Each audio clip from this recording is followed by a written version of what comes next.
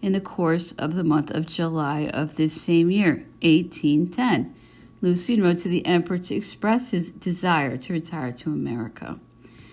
Since the Mantua interview, of which we have spoken, all attempts to bring about a reconciliation between the two brothers had failed. Napoleon, after having made a last and useless appeal to Lucian, consented to his expatriation. Lucian, however, did not succeed in reaching the United States, for an English frigate arrested him in the waters of Cagliari and conducted him as a prisoner to England, where he remained until 1814, beguiling his captivity by the cultivation of letters and by putting the finishing strokes to his poems, Charlemagne and La Cerneda. Canova, who had come to Paris in the month of November 1802 to make the first consul's bust, returned to our capital in October 1810, summoned there by the emperor, who wished to entrust him with the execution of a statue of the Empress Marie Louise. Canova represented this princess in the character of Concorde, and this statue is today at Parma. During the course of the sittings which the empress accorded to the celebrated sculptor, he spoke to the emperor to the state of distress of the St. Luke Academy in Rome, which had neither revenues nor schools, and the necessity of applying some money to indispensable repairs connected with the Florence Cathedral, as well as for the conservation and maintenance of the numerous monuments and artistic objects with which this city and its churches are filled. Canova, whose acquaintance I had made at the time of his journey in 1802, wrote to me in the first days of November 1810 to beg me to remind the emperor of the good intentions in which he had left him, and of the promises which he had received from him. Being about to return to Italy, the great artist desired strongly to hear the news of the fulfillment of the promises. On November 7th, I was in a position to answer him that the emperor had ordered that the part of the German college called La Fabrica Vecchia should be accorded to the St. Luke Academy as a place of meeting for its schools. 2. That an income of 100,000 francs should be assigned in fee simple to this academy, of which 25,000 francs should be applied to the academy, and 75,000 francs to the preservation of ancient monuments. 3. That a sum of 300,000 francs should be placed at the disposal of the president of the Academy of Florence, to wit, 200,000 francs for digging up antiquities, and 100,000 francs for encouragements to be given to artists. 4. That funds should also be granted for necessary repairs. Canova thanked me with effusion for the good news which I had communicated to him, and left Paris highly delighted at being the bearer thereof. The arrival of Lady Bathurst at Mortlake in the month of September 1810 called attention once more to an extraordinary occurrence which still remains enveloped in mystery. The various recitals which have been made of this event all agree in the matter of detail. I will briefly relate this extraordinary adventure, which is really worth being recorded. After the Peace of Vienna in 1809, Mr. Benjamin Bathurst, who, though a very young man, was English ambassador to Vienna, suddenly disappeared on the frontier of Mecklenburg at the very moment when he was about to embark for England at a port on the Baltic. He was traveling under a fictitious name with a courier of the English cabinet. Mr. Bathurst had set down at the stagehouse at Perleberg, which is situated outside the town. When he left it, he walked towards his carriage, in which the courier was already seated, and whilst putting his hand on the handle of the carriage door, the English diplomat seemed suddenly to remember something, turned around and walked behind the wall of the house. As he did not return, they went to look for him, but could not find him, and not the slightest trace of him could be found. He never appeared again from that hour, and was never seen again until a fortnight after his disappearance. There was found near the stage house where he had dined on the wayside his trousers, in the pocket of which was the commencement of a letter to his wife. Although it had been raining hard for a fortnight, neither paper nor writing had been in the least affected. It could never be found out who had brought the trousers to where they were found. Mr. Bathurst, during his journey, had been a prey to extreme agitation. He expressed his fear of falling into the hands of enemies. He had walked on foot to the house of the governor of the town and had expressed great anxiety on this point. Then, on his return to the stage house, he had burnt his papers. All these matters gave rise to the suspicion that he was mentally affected. The English embassies and the Bathurst family caused all kinds of researches and inquiries to be made, but without any result. Even today, complete ignorance exists as to what became of this unhappy man. It was in order to make in person such inquiries as might lead her to trace her husband that Lady Bathurst came to the continent with her brother. The emperor, in a letter dated June 26, 1810, ordered the Minister of Foreign Affairs and the police to furnish her with passports and to receive her with favor. He allowed her to remain in France as long as might seem fit to her. She returned to England by way of Germany without having discovered anything concerning Mr. Bathurst's disappearance. It would be superfluous to allude to the 1,000 conjectures to which this event gave rise.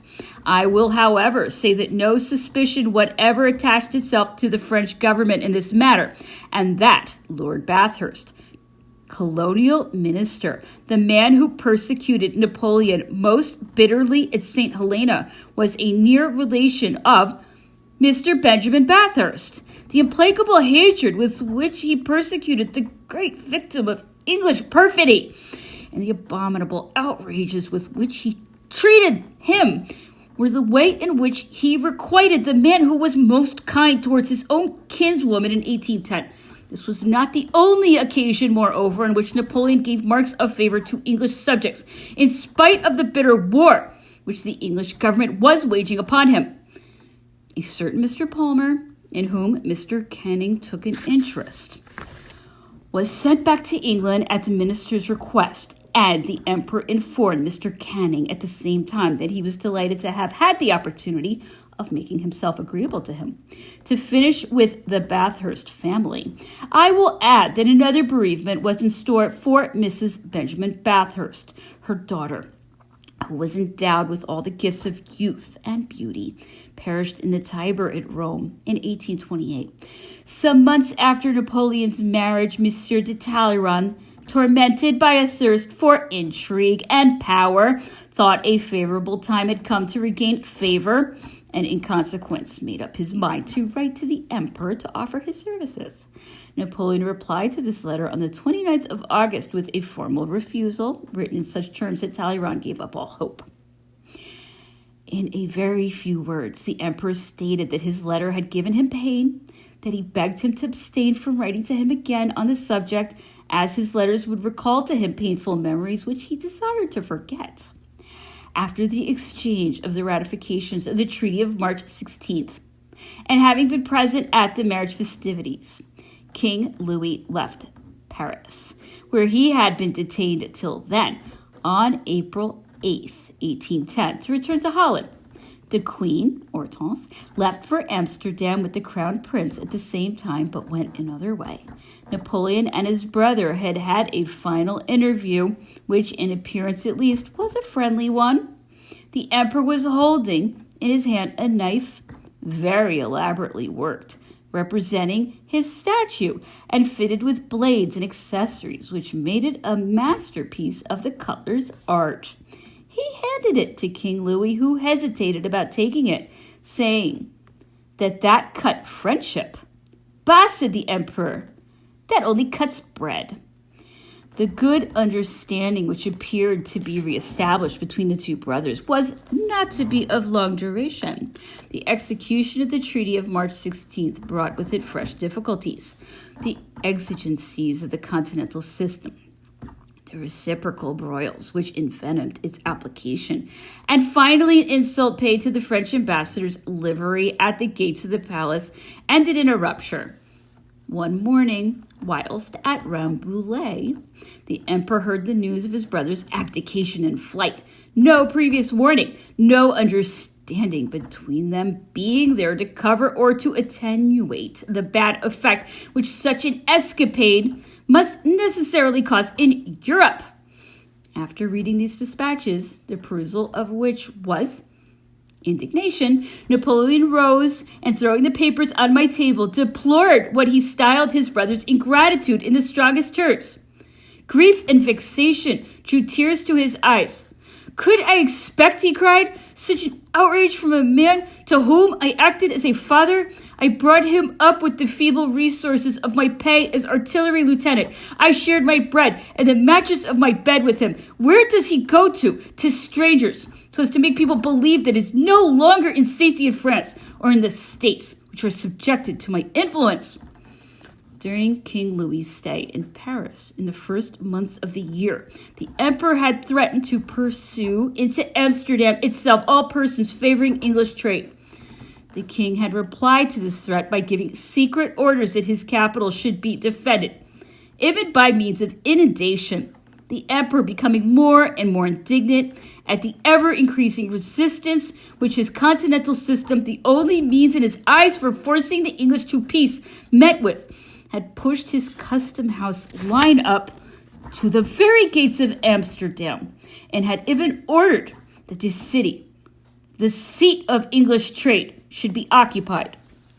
King Louis, in his extremity, had withdrawn to Haarlem with his young eldest son, who had been brought to him by the Queen in the preceding month of April, determined to submerge Amsterdam rather than to allow it to be occupied by French troops. He notified this determination to the ministers, but the council unanimously expressed itself opposed to such extreme measures. The king having next proposed the alternative of defending or of abdicating, the ministers advised the latter step. In consequence, King Louis addressed a royal message to the legislature, announcing his renunciation of the throne of Holland in favor of his son, and sent with his message a formal deed of abdication. He left Haarlem on the same day to proceed to the waters of Toplitz in Bohemia, accompanied by 2 officers of his household, from whom he separated on arriving on the foreign soil. He went by the name of Comte de Saint-Loup, which was the name of an estate which he possessed some leagues from Paris. The emperor sent to his brother at Toplitz, Monsieur de Cazes, who had been secretary of the cabinet, and who combined the posts of secretary to the commands of the Lady Mother and of counselor to the imperial court of Paris. Monsieur de Cazes was charged to invite King Louis to leave Austrian territory and to come and inhabit a country governed by a member of the imperial family. At the same time, Napoleon wrote to Monsieur Otto, his ambassador to Vienna, who sent off a secretary of his legation to the king with the purpose of inducing him to act in accordance with the emperor's wishes. Neither pressing requests nor advice could triumph over Louis's determination, nor make him abandon his resolution not to live under the influence of a government subjected to his brother's power. He even considered his voluntary exile from France as a protestation against the annexation of Holland to the empire. Napoleon, having exhausted all means of persuasion and being touched by the bad state of his brother's health, did not insist any further, and ended by yielding to his scruples which were respect-worthy, no doubt, inasmuch as they sprang from an upright and sincere mind, but which, under the circumstances, were eminently regrettable. Louis accordingly was free to choose his own place of retirement, and decided upon the town of Graz in Styria, situated in the most southern part of Austria. Having heard of the Senatus Consultum, which assigned a jointure to Queen Hortense and her children, he forbade his wife to accept anything, bidding her content herself with the private property which still belonged to both of them, an injunction which Queen Hortense saw herself forced to disobey. The situation of Holland was such at that time that its best means of safety lay in its annexation to the empire. In the new state of things in Europe, it was impossible to leave this little state to itself. Its incorporation into a great and powerful empire at least allowed the Dutch to participate in the advantages of a more direct protection, thanks to which it was possible for the commercial prosperity of this people to be once more called into life. Sensible people accordingly, and there are perhaps more sensible people in Holland than anywhere else, desired the annexation of their country to the empire, and this annexation was pronounced. The emperor ordered the young crown prince, who had been left in Haarlem by his father, in care of Madame de Boubers, his governess, and in charge of General Brune, the grand equerry, to be brought to France. Napoleon sent Arch-Treasurer Lebrun to Amsterdam in the capacity of Governor General. There was a resemblance between the character and manners of Prince Lebrun and the tastes and habits of the Dutch, and they agreed very well indeed in consequence. Napoleon received his nephew, young Prince Napoleon, who was brought to St. Cloud and who at the time was 6 years old, in an affectionate manner. He told this child that he would be his father, and that when he became a man, he would pay his father's debt and his own. He never missed an opportunity of impressing on those whom he had created kings what he expected from them in the high rank in which he had placed them. Never forget, he said to his nephew, that in whatever position my policy and the interests of my empire may place you, your first duties are towards me. Your second duty is towards France, and all other duties, even those towards the people whom I may entrust to you, only come after these. Bernadotte's election as Crown Prince of Sweden was so important an event that it seems to me necessary to speak of it with the most circumstantial details. After the deposition of Gustavus IV, the Duke of Sudermanie, this king's uncle was called to the throne. As the Duke had no children, the Diet, on his proposal, elected Prince Christian of Schleswig-Augustenburg Crown Prince of Sweden, and he became the idol of the Swedish nation. Unfortunately, he died suddenly of a stroke of apoplexy in the month of January 1810, whilst engaged in reviewing a regiment. The people, embittered by this death, which they refused to believe was a natural death, broke into a violent revolt, in which Count Fersen, Marshal of the Court, lost his life. The death of the Duke of Augustenburg was a misfortune profoundly to be regretted. If this prince had lived, a good understanding would have been maintained between France and Sweden. He had asked the emperor for one of the princesses of his family to wife. The Swedes, feeling that they needed a soldier, cast their eyes on a French general and thought that such a choice would be agreeable to Napoleon, whose friendly disposition they were anxious to cultivate. I am taking part of my story, the exactness of which I can guarantee, because its various phases happened under my very eyes, from General Philip Segur's work on the Russian campaign in 1812, critically examined. In 1807, at the time of the evacuation of Pomerania by the Swedes, two brothers of the name of Morner, officers in the regiment of the same name, were brought to Marshal Bernadotte, who gave them his house as their prison, and about a month later sent them back to Sweden. In June 1810, one of these officers, who had become colonel, sent in his name to Bernadotte at his house in the Rue d'Anjou in Paris, and spoke to him of the desire of the Swedes to put him in the place of their deceased crown prince. Bernadotte listened to this offer with amusement, and without attaching any real importance to it at first, determined not to speak of the matter to the emperor until the proposal should have been made in official form. Some days later, an extraordinary envoy of Sweden, Baron Vreda, came to see the marshal and, confirming what Colonel Morner had said to him, asked for a reply. That was on a Saturday. Next day, Bernadotte went to St. Cloud before Mass and communicated this news to the emperor, who said to him, I know all about it. I leave you free to accept or refuse. I will act in this matter as you choose.